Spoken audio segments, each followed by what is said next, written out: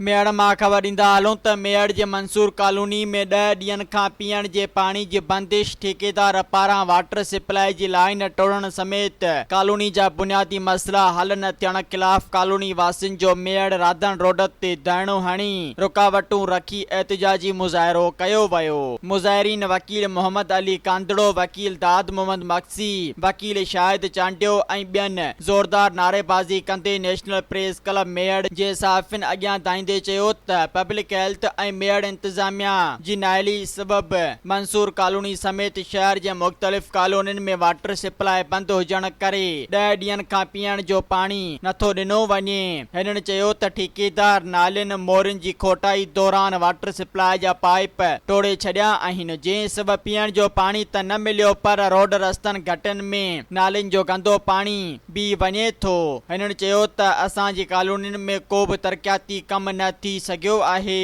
हिननि मुतालबो कयो त असांजी कॉलोनी में वाटर सप्लाई जी लाइन बहाल करे पीअण जो पाणी ॾेई कॉलोनियुनि, रोड रस्तनि ऐं घटनि मां गंदो पाणी निकाल कराए सफ़ाई जो निज़ाम बहितर करे बुनियादी मसइला हल कया वञनि। सब्सक्राइब कयो अवामी न्यूज़ HD खे ऐं ताज़ा तरीन ख़बरुनि लाइ ॾिसंदा रहो अवामी न्यूज़ HD।